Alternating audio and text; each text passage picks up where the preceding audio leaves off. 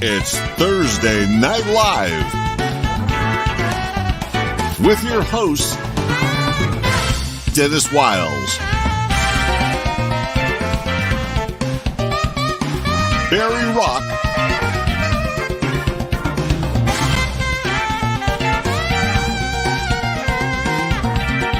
Kurt Grice,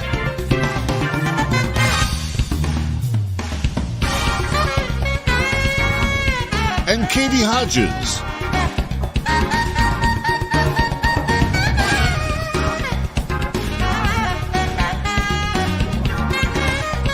Ladies and gentlemen, here's your hosts.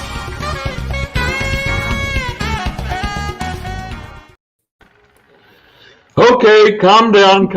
We're back. And Andy said that this is our 22nd Thursday Night Live. Yeah. Wow. Congratulations. That's worth celebrating. This wouldn't last. They said it wouldn't last. That's worth celebrating. Yeah. When you're in charge of your own, stuff. Tell us what else is worth celebrating, Katie. Here's what else is worth celebrating tonight. Tonight is our pastor's birthday. Come on now. Andy, put him up big on the screen. Put him up big. We don't need to be on there. Just let everybody get a glimpse. And he's more there than you Wow. go. There you go. Wow. A whole lot more than 22. Thank you. And so I'm going to ask our hosts tonight just a little happy birthday with me tonight. Would you please? Let's do it. Happy birthday to you. Happy birthday to you. Happy birthday, dear Dennis. Wow. Happy birthday to you. Oh my goodness, man. I'll tell you right now, that is awesome. That's all you Absolutely. need. That's all you need. That's it. I'm out. Thank y'all. I'm done. Right. Enjoy your birthday. Well, we thank you for allowing us. As always, when you show up on this thing, you know you're going to get this kind of stuff. You know that this quality entertainment follows us wherever we go. Man, it does. That is true. We are glad that you are here tonight. We are thankful that we get to be with you wherever you're viewing tonight. So God bless you just in your spot, wherever you are. And God bless us, everyone. Praying peace and protection for you tonight, and maybe what God has for you. I'm joined by Kurt Grice, Katie Hodges, and Dennis Wiles, and staff at the First Baptist Church in Arlington. And this is our 22nd one of these. It's just hard to believe. It's hard to believe. And it seems like only 22 weeks ago that we started this COVID adventure together. Man, it's a long 22 weeks, y'all. That's all it is. I don't know that the gospel stays the same and is always as powerful, but I don't know that our abilities have gotten any sharper. So I don't know. So we'll just keep. At Dennis's age, as long as you don't diminish, that's a victory. So That's exactly right. I think y'all were pretty close, right? Wow. Whoa, Katie. Hey, Katie. my three dads. Yeah, let's just say, Katie, I'm chasing both of them. How about that? That's true. But you're Somebody's getting closer gotta be all the time. Getting closer. Well, thank you all for joining us tonight. And again, First Baptist Church is here to serve you and to be a part of this journey. It's been a weird time for all of us. And this week especially, I've had lots of conversations with people who just are trying to figure out life in this strange time. Just trying to figure out, what is God saying? What is he doing? Why is this stuff happening? And I think one of the things, Dennis, that just to segue into you talking about the sermon from this past week that you didn't preach, by the way, our own Joshua Stowe, another minister on our staff, did an incredible job. Tonight we're going to talk about what, Dennis? Tonight, we're going to talk about my birthday, and I would like for us to spend some time just kind of reflecting on what a blessing it's been, to all of y'all. And look at the time. My 63 Thank you all for favorite joining things us about Dr. tonight. Wiles. yeah, let's all just take a moment. But, tonight we're going to talk about human flourishing and just about really this whole month, the month of August, we've just transitioned. At our church, we have been discussing this whole idea of loving yourself And some people think that that's kind of the antithesis of the Christian message, that, Christians are supposed to deny themselves and, view themselves as broken, sinful, depraved people. And so there's that view there. And of course, there's a lot of theology underneath all of that. However, there's also, I think, woven into the biblical narrative, the idea that we're supposed to have a healthy regard for ourselves because God created us and designed us. So we've been talking about that for a month or so. And so the last segment in that conversation, I did ask Josh Stowe to preach it. And the message was really about God's delight. What does he delight in? Well, he delights in human beings flourishing. And so he chose to use the story that's found in the Gospel of John about this Samaritan woman who was from a challenging place in that part of the world.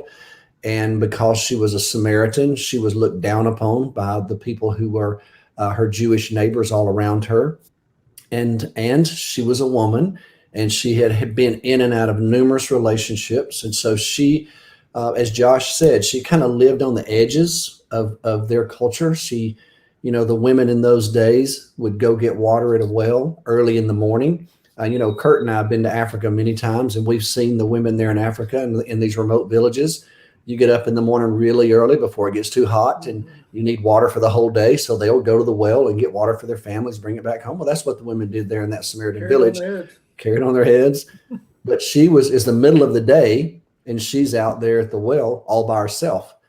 And so just reading that tells you a lot about this woman. In other words, again, Kurt and I have watched so many of these women. It's a playful time. They sing songs, they fellowship, they catch up on all the news of the neighborhood and all of that. Well, that was going on in the ancient world. Well, this woman, evidently, she wasn't in a celebratory mood. She didn't want to catch up on all the news because she was the subject of some of their news by all appearances. So, she ends up just going out to the well when she knew nobody would be there. She could just be by herself. Nobody bother her. Nobody asked her about the life that she had lived. And lo and behold, she meets Jesus. And what she discovers is that Jesus was interested in giving her a different kind of water, something that could feed her soul and quench a thirst that's inside of every human being. And she got so caught up in it all. I love how John tells us she left her water pot and ran back to the village. So it's the very reason she was at the well, just kind of was lost in this whole thing, because she found something way more meaningful and an opportunity for her to flourish as a person. And that's really the conversation tonight, and is, what does that mean, for a human being to flourish? And so that's really kind of where I want us to settle in tonight and talk a little bit about that. Well, Katie, you may not know, but it used to be like in the library, they had this big book on a stand, and if you didn't know what a word meant, you'd go open up the pages and this thing that laid open like this. What did they call that thing, Barry? They called that a dictionary. A dictionary. Whoa, wait a minute. I mean, I'm a lot younger than you two. I'm gonna look that up. Yeah, look up Dictionary.com. Look up dictionary in the dictionary. Yeah. Now they got dictionary.com stuff, but I'm they got Wikipedia now. I'm reading. Okay, sorry. I'm reading from the Merriam-Webster. From the Merriam-Webster. The internet. I remember her. Yeah. This is woman. their definition of flourishing: marked by vigorous and healthy growth, very active and successful. So is that what you mean by flourishing, Dennis? Is that what? Tell me what you mean by flourishing. Let's define our terms. What does flourishing mean? Okay. Well, first of all, I think there are maybe there's room for both of these to be considered. On the one hand, let's just talk about it from a purely human perspective, nothing to do with theology, Christianity, biblical teachings, anything. I would probably agree with that. Just feeling a sense of success and accomplishment and being healthy and, all of those things. But the problem with that is that view is very self-centered. It's really a whole lot about yourself, whereas the biblical view about flourishing has to do with you finding God's purpose for your life and then living into that purposeful existence, which then turns your gaze beyond your own experience. And flourishing has to do with you being a healthy person in every way because you've gotten in touch with God in this relationship with God. And there's an outside force that has been placed in your life. And now you have the opportunity to engage in a meaningful, purposeful existence that's going to have a profound impact on people who are all around you. And so your purpose is going to connect to other people. And a part of flourishing is being that kind of person who is a blessing and offers significance to other people by the way you choose to live. So thank you. I just wanted to kind of root around in that meaning for a minute, because just like the Princess Bride, I do not think that word means what you think it means, or at least in this context. Inconceivable. The Bible talks about us growing and flourishing, and it even compares us to healthy trees growing beside waters. But it also talks about, and that's one of the things that we have used in our own church, is just this image of somebody. So talk a little bit about what flourishing means in a biblical sense. And I know you're going to throw some scripture in to back your play here, but what does it mean for a human being to really flourish, Kurt? Oh, me. Oh, okay. Yeah. Scripture. Well, Scripture to tie together what you guys were alluding to there, we refer to the Psalm 1 tree, and the Psalm 1 tree is that imagery that you referred to of a tree that's been transplanted by a river so that it's constantly nourished and it's bringing forth its fruit in every season. And that's the imagery that we like to use of what it means to be a healthy, fruitful, productive, thriving follower of Jesus. But Psalm 1 uses that term blessed, which literally means to advance, to make progress, to be productive, to be fruitful. And so that's the very imagery that you're talking about. The Bible says, of course, a whole lot about that. But it was interesting when I knew we were going to be talking about this. My mind went somewhere else first. I was a business major and a psychology minor at Florida State University, go Seminoles. And so I immediately thought about Abraham Maslow and his hierarchy of needs, because I think a lot of people would naturally kind of revert, whether they know about Maslow and his hierarchy of needs or not, to kind of that progression of, first of all, you got to have your basic physical needs met, your food, water, rest, warmth, shelter, all that kind of stuff, those base physical needs. And if you get that taken care of, then you just want to be safe and secure. You want some stability, some normalcy in your life. But then you need those relationships. You need to belong. You need a certain intimacy in your life to advance on. And then you want to have your self-respect and your esteem affirmed. And so you want to be a good hunter-gatherer. You want to be productive in your work, whatever. But then Maslow says that ultimate goal is for self-actualization. You're achieving your full potential, whatever that is. Now, he was a Jew and had a very secular humanistic psychology approach to things, but I think you could almost take his hierarchy of needs and apply scripture to that. And so it's almost like the basic needs would almost be like Ecclesiastes. And I went back through reading Ecclesiastes again this afternoon and just appreciated all over again the wisdom of King Solomon. But his take on it was, really the best thing you can do is just to eat, drink, and find satisfaction in your work. That's just kind of it. And so that was such a low level sort of approach to life. But if you got that, you're doing pretty good. But then I think about what Jesus said in his Sermon on the Mount. He said, so, you consider the birds of the air, the lilies of the field, whatever. Don't worry about what you're going to eat or drink or what you're going to wear, because your Heavenly Father already knows you need all that stuff. And so he taught us to pray, our Father in heaven, give us today our daily bread. It's almost like when you transform into this Psalm 1 person, you still have those needs, but you don't obsess about it. You don't really worry about it, because God is going to help meet those basic needs for you. And you then can turn your attention to the higher level kinds of things, which then goes back to the whole focus of this month of love God with all your heart, soul, mind, and strength. Love your neighbor as yourself.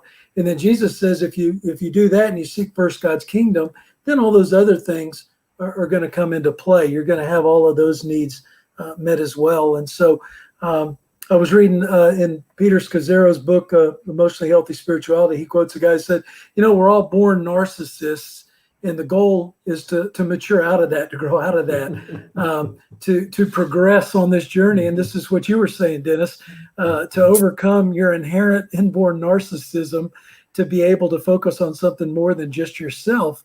And that's what God does for us, in us, through us, when he redeems us and lets his spirit live in us. And we're beginning to experience life in all its abundance. And Katie alluded to John 10:10 and wanted to know if that's what this was all about.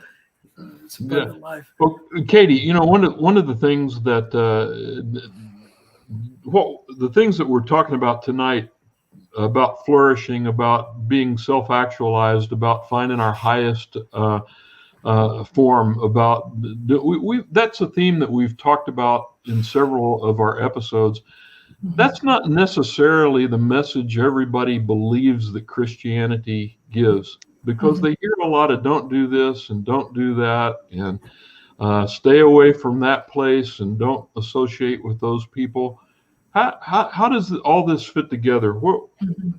How do we intend people to flourish if what they are hearing us say is don't, you can't, you can't. Yeah. Great question. I guess I'm thinking about through the college lens. There's a lot of like pleasure seeking that sometimes happens within the college life that may not look exactly in line with what Christ might have for you. I don't know if y'all knew. College has really changed since I went. Man, that's crazy. It's gotten really wild out there. Florida State, nothing. I promise you that was not my experience. If you can major in circus performance at a university, Is that true? At Florida? Oh, yeah. The Flying High Circus. Absolutely. You can get a degree in circus performance. Wow. Sorry, Katie. Yeah. Sorry, Katie. Go ahead. Sorry. Okay. So we all know that is true. And so I often sit across the table from students, not to convince them to take one path or the other, but often it's after they have chosen the path of more fun and pleasure and immediate gratification, and they are not where they wanted to be. And so I think when you hear Baptists do it sometimes a really good job of doing the don't do this, don't do that, don't do this. And if you do that, then you're a Christian. And that's never what it's been about. That's never what it's been about. But even the things that we do not partake in or that we might resist in are really about this like delayed gratification of whole living. It's the payoff of making wise decisions, and it leads to flourishing. I mean, it leads to abundant life. And I mean, that is the message of the gospel. And it's a shame if we have misrepresented that. But I really do believe that in the fullness of gospel living, of following Jesus, is actually the most abundant and joyful and fulfilling life that one can live. And I think the path toward that is of some sort of self-denial at times. But I mean, like Ryan and I have a really good marriage, but that's because we deny ourselves maybe like outside flirtations or certainly any kind of infidelity. And so there's a no there. Of course, there's a really strong boundary. But why is that? Oh my gosh, it's so that we can flourish in our marriage and have these yeses that bring us life and the security and abundance that a good marriage has. So I think with our relationship with God, it's similar. We do deny ourselves certain things, maybe even pleasures in the moment, but they lead to a greater fulfillment and a greater joy that can only be had by saying no to some other things. And so, yeah, we've probably not done a great job of that, but at its best, we do say no to things, but it's to say yes to a better way. I love that, and even in secular literature, in management and leadership, they talk about being able to say no to things that are immediate in gratification or quick ways to get a fast win if there's a bigger yes waiting, if there's something bigger on the horizon. So man, I love that image. And so Dennis, Jesus, we look at Jesus and he's our model. Well, kind of going back to that Merriam-Webster idea, especially here in the Western world, our idea of flourishing is often a different one. And so Jesus even said of himself, the Son of Man has no place to lay his head. He did. And so he never owned a home to our knowledge. And the things we know about Jesus, he was itinerant. He didn't have a place to land. he had to create his own food from the ground, I mean, from the rocks. I mean, so he did have that going for him, but we wouldn't look at Jesus in a Western sense and say, man, that's the life I want. He's flourishing. He's got it all. It's the trappings of success. And even when he was offered that and could have taken that for himself, he chose a different path. So did Jesus flourish? Did Jesus himself live an abundant, flourishing life? Mm-hmm. Yeah, it's funny because that shows you how far off the mark we are, doesn't it? Yeah. That Jesus was the perfect human being, the finest example of human flourishing in all of history. And the very things that we usually identify with flourishing, he had none of, And so it's quite fascinating to me and challenging to me, because we look for that security, that, accomplishments that are recognized by the world. And like you said, Barry, the possession of an accumulation of things that somehow communicate status and visible accomplishment. And Jesus had none of that, and yet he's the single most accomplished human being who's ever walked on planet Earth. So it's quite fascinating to me. I think that's why I remember years ago when I was in seminary studying to go into ministry, one of my New Testament professors used to tell us all the time, he would say, as you keep growing, as you get older in ministry, no matter what you're doing, you should always be reading the Gospels, because you never want to get too far from just the example of Jesus. Just by the watch Gospels, Jesus. And by the Gospels, you mean? I mean Matthew, Mark, Luke, and John, the first 4 books of the New Testament. They tell the story of Jesus. Those books contain the words of Jesus. The entire Bible is the Word of God, but that particular section of the New Testament in our Bibles tells the story of Jesus. And so I think the reason that our professor told us that is because he wanted us to keep our eyes on the most accomplished, the most flourishing person that's ever lived, so that we could keep our lives contextualized by that. And so when I look at Jesus, for example, one time Jesus was having a conversation with some of the religious teachers, and they were asking him about a real famous prophet who had gone before him, a guy named John the Baptist. And John the Baptist was a hellfire and brimstone kind of guy. He was a tell it like it is, and the religious leaders in his day, they didn't care for him. He would tell them, the axe is laid at the root of the tree, and the one who comes after me is going to come along with it. He's going to baptize you with fire. And he would just, they would come to listen to him preach, and he'd look out there and say, wow, I think a bunch of snakes just showed up. So, I mean, he was very hard edged. And so these people were asking Jesus about him, but in the context of the conversation, they had already decided to reject John as well as Jesus. And Jesus said something really interesting. It's found in Matthew's version of Jesus's life. In the 11th chapter, Jesus said, John the Baptist came, and he said he almost played a funeral dirge. He was so harsh, and he was so heavy, and you didn't like him. And then he said, but I came eating and drinking, and you don't like me. Well, that's an interesting take on his life. In other words, Kurt just talked about eat, drink, and be merry. I mean, Jesus said, I came, and I'm living with people. I love being around people. Everybody wants to be around me. That is the image you get when you read this text. So there was something internal about Jesus that communicated he was a flourishing human being. He was like a magnet, and everybody just wanted to catch some of it. If he could just touch them, that was something that meant something to them.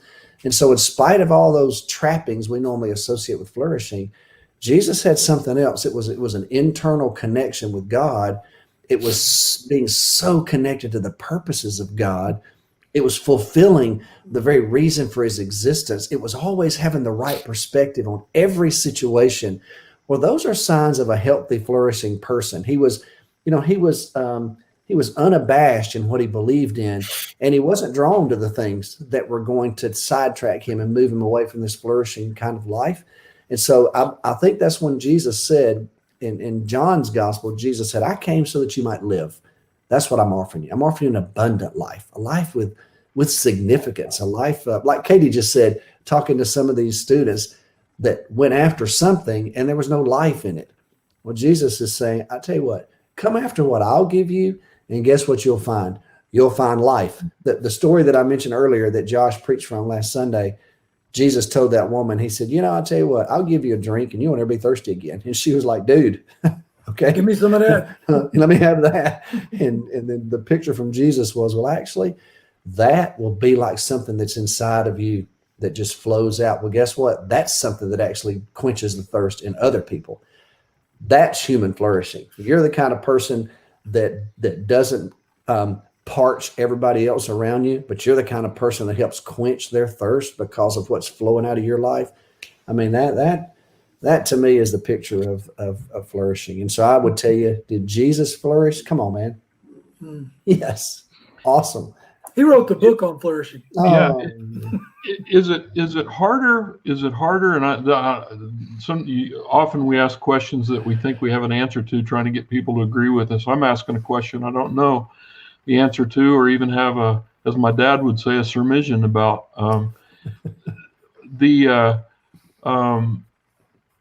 Is it difficult for people in the affluent West, and not realizing that not everybody that lives in the West is affluent?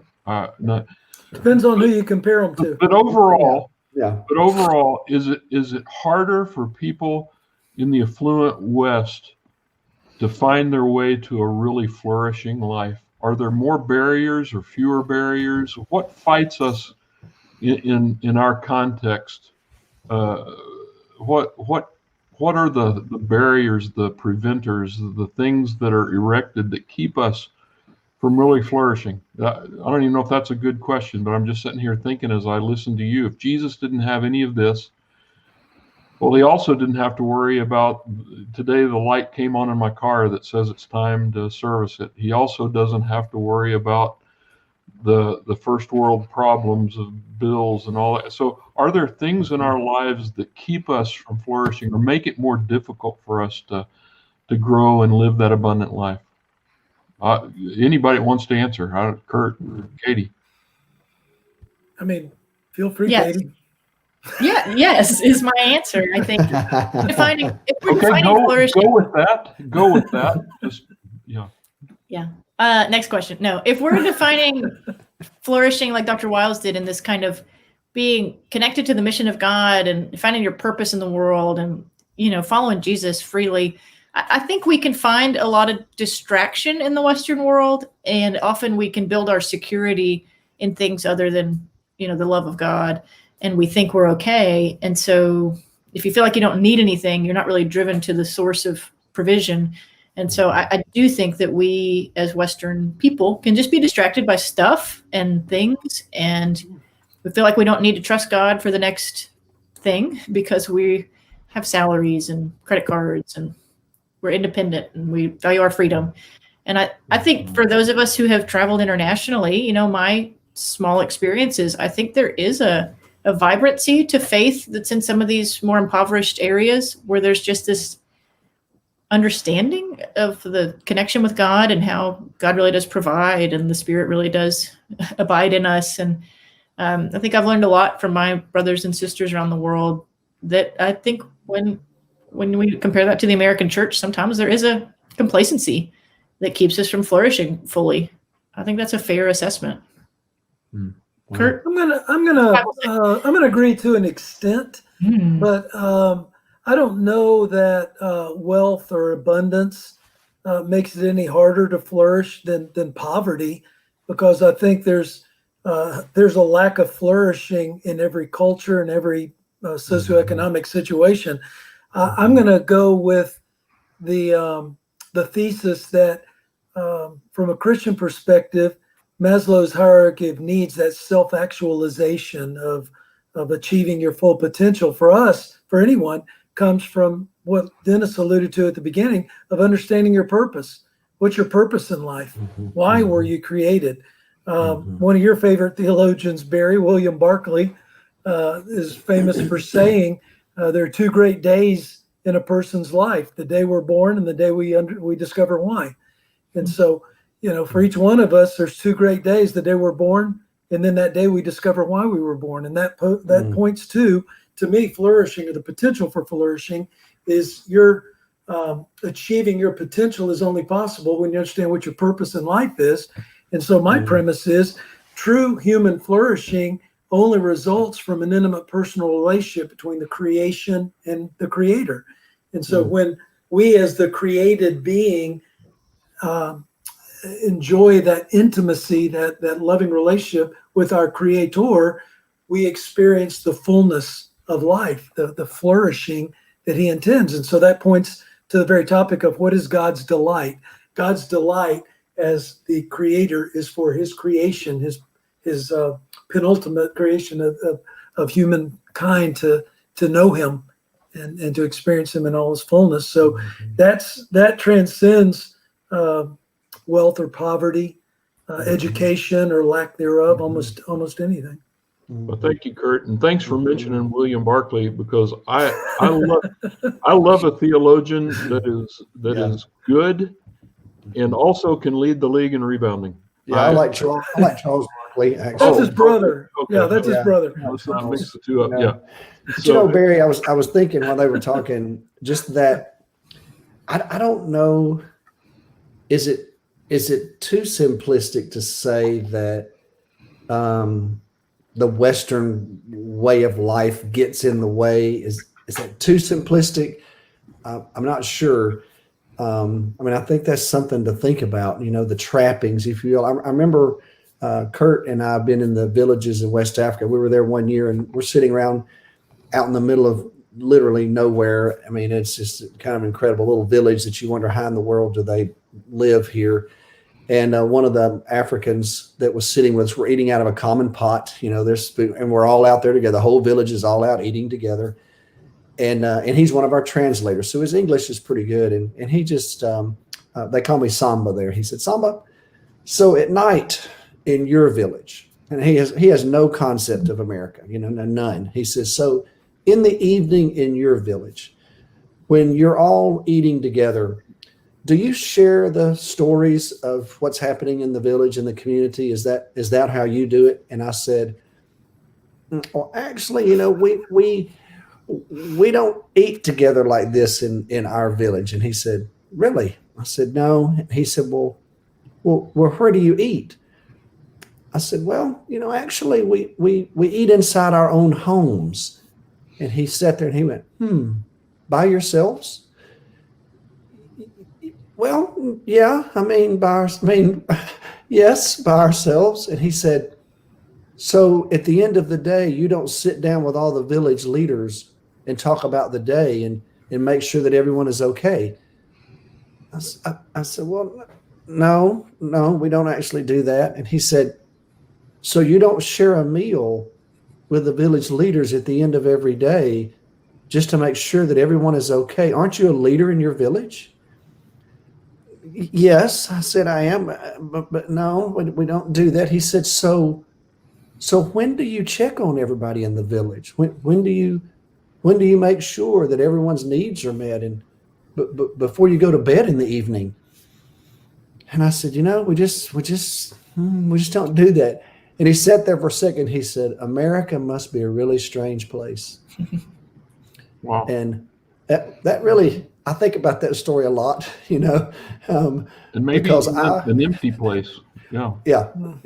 And so, it was a pretty challenging word to me about just the way we experience life. What does it mean to flourish? In his mind, I didn't have the heart to tell him that many of us drive into our communities, punch a button and open our garage door, go inside and punch another button and close it before we get out and just go in and cocoon. I just didn't have the heart to tell him that because that was embarrassing. That would have been too much. I promise you, in an African village, everybody knows what everybody's doing. Everybody knows what you're doing. That's right. So it's interesting. Well, this is again, sometimes our this being the 22nd of them, our talks kind of take different tangential roads away from maybe where we were, and it's interesting to consider that in this world, again, you find a battle between definitions in words, even in a semantic way, that I guess my take on, I don't know the answer, but I guess my take on it is, it's not so much whether it's harder or not to flourish. It's that our definition of flourishing is different. Yeah, that might be true. You know what I'm saying? Yeah. I think that as I listen to you all talk is I think that no, it's not hard to flourish here, because you can make a living and you can go to school and you can rise above your circumstances and you can do this, and you can win the lottery, and and so yeah, you can have 5 TVs in your house and you can have cars in the garage and owe a lot of money for them. And so yeah, you can have all the trappings, but the real question is, what do you mean by flourishing? The real Yeah, question. and those would be lower level. That would all be lower level stuff. Yeah. That's just very basic stuff. I was talking to somebody this morning, and as I'm prone to do, I split hairs on some of this stuff. And again, it's kind of semantic differences. And we were talking about the difference between being happy and joyful. And I've always contended that you can be joyful and be unhappy at the same time. Overall, the trajectory of my life is joyful because I pursue Christ and He pursues me. And I think I'm living the life overall that I'm intended to live. But at any point, any day, things can happen that quench my happiness, but can never affect my joy. And that to me is part of the abundance of living a Christian life as well. And what I mean by that is there's a certain peace that comes. There's a certain, I like this self-actualization. You know you're on a higher course than you could have ever set for yourself. And one of the things I love, C.S. Lewis, well, our pastor left. I guess I said something wrong, but I don't think he had stuff to do. It's his birthday. Yeah, he got to do stuff. Carry on. You're on a roll, Barry. You're on a roll. Keep going. Yeah, we don't need it. No. I just in thinking about all of this today, just this difference between happiness and joy is sometimes in the Western world in our lives we seek happiness, which is transient, and we forget to seek joy, which is transcendent. It's above everything. So what I mean by joy is again that. What does Christ want us to be? What even in the midst of the COVID crisis, even in the midst of people who've lost jobs, and even in the midst of my dad being in a memory care unit since this last weekend, does that make me happy? Absolutely not. In fact, it can be downright terrifying. Does it take away my joy? No, because my joy is not in my happiness. My joy isn't in a full belly or even a dad in his right mind. I have a peace that Christ is doing what Christ needs to do, and that I have a hope in something bigger than anything that I could accomplish by myself. That's flourishing to me. Oh, sorry. I think also, I think another aspect of this conversation is somewhat of the misunderstanding people have of Christianity. As Katie alluded earlier, sometimes we're known for, you don't do this, you can't do that, can't say that, ought not do that. True. I think another critique, though, of Christianity, maybe any religion, but certainly Christianity, is that Christianity is just about going to heaven. It's just all it is about making sure that, after you die, you're going to have an eternity with the Lord. And I'm not minimizing that, so don't hear me say that. Of course, I believe that. Y'all know that, those of you who know me. But when I read the Bible, man, I feel like that the Lord has so much to say about my life here and now, and that the life that Jesus offers me is in my everyday. It's not something I'm waiting on. It's something that we're experiencing now. And I'd like to add that to the mix of flourishing, that it's not just that my eternity is secure. It is that. But I think it's right now. And I think, Katie, I know you deal a lot with college students. They're interested in the here and now. I mean, they're trying to figure out their life. They're trying to decide, what am I going to do and all that. I would think this goes right into your wheelhouse, with the group of folks you're dealing with, that this flourishing is about, Yeah, and it's kind of what Kurt said as far as college students, finding your purpose is a huge question on their mind. The will of God? We talked about that within the past few weeks. But I think finding that is a big part of it too. I want to circle back to the happy part. I think happy gets a bad rap. I think it's a biblical. I understand what you're saying, the difference between joy and happy. But I mean, Dr. Wells, like the Beatitudes start with I think a decent translation would be happy is the one who X, Y, and Z.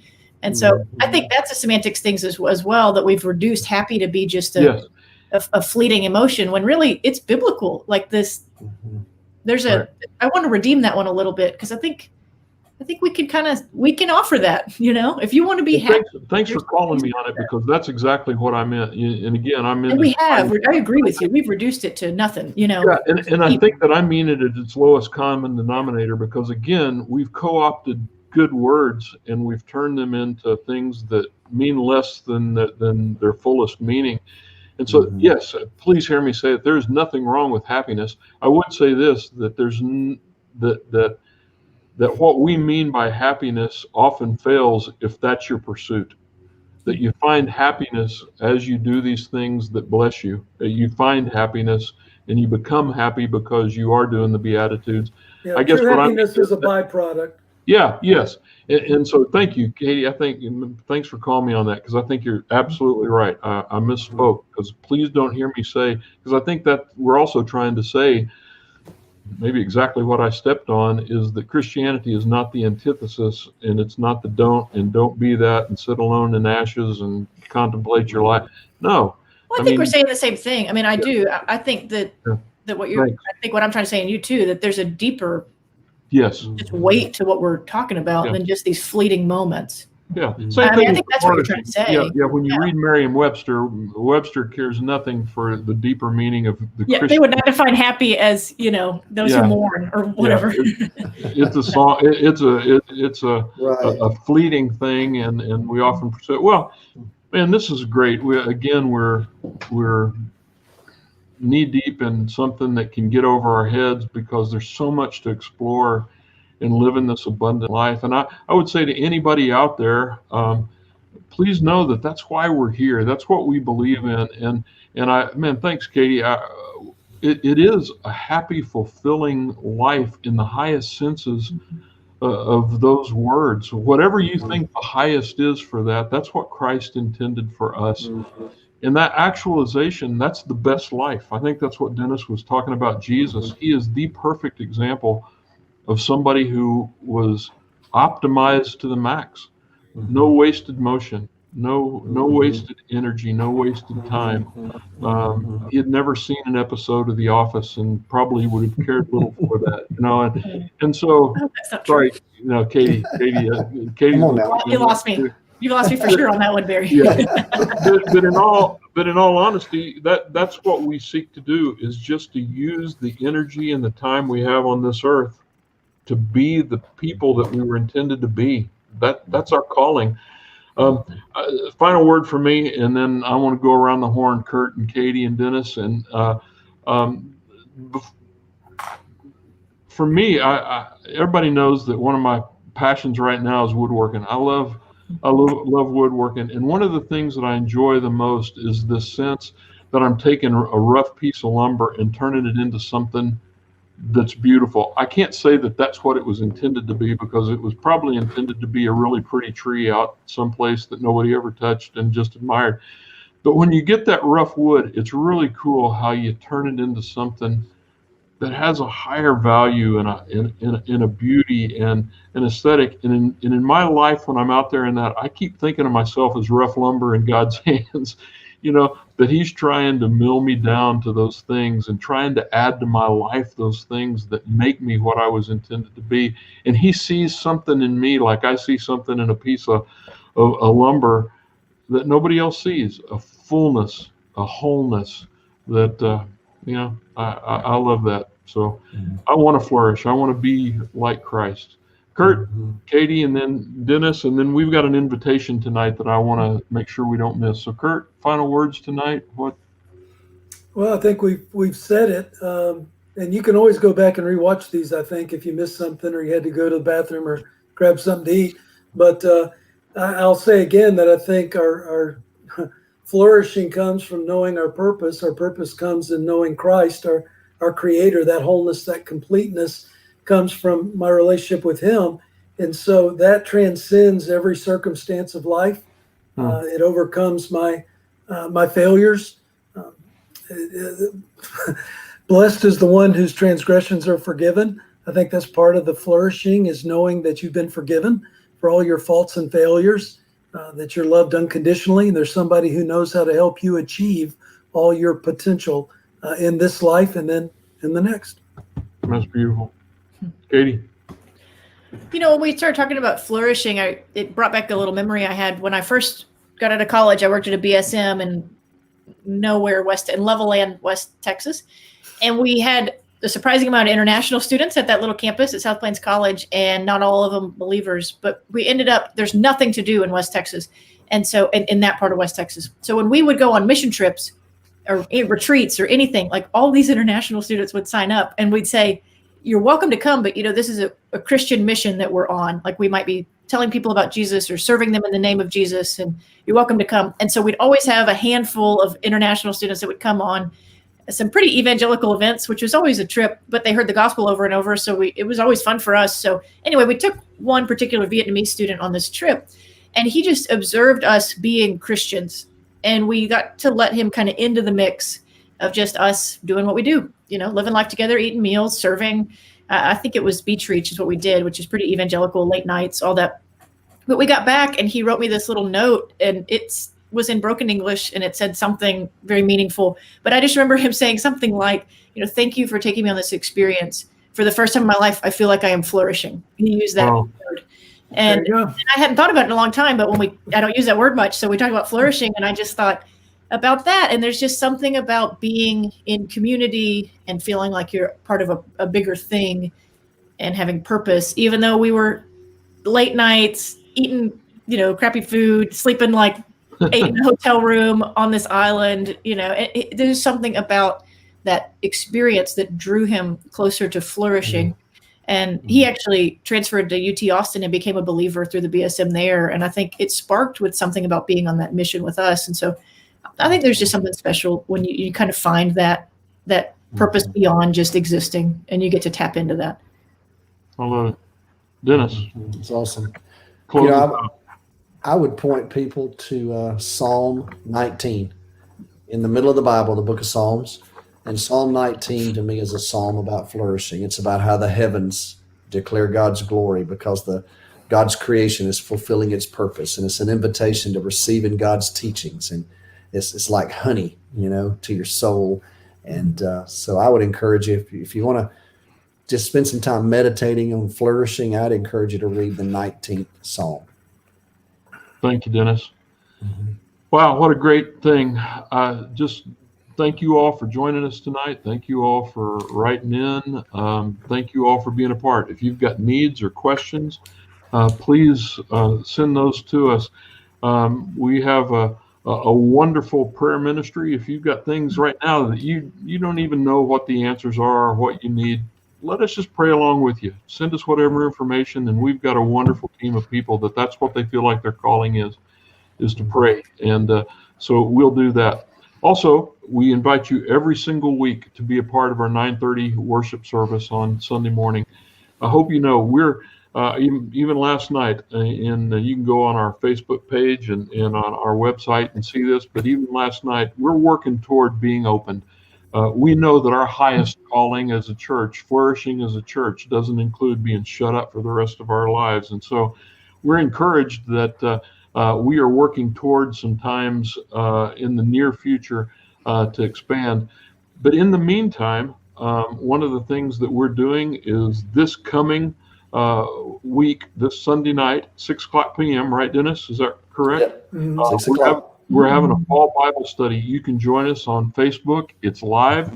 Our pastor is going to be preaching, and our preaching is going to be more teaching than preaching. I hope. Yeah, more teaching, and it's You never know.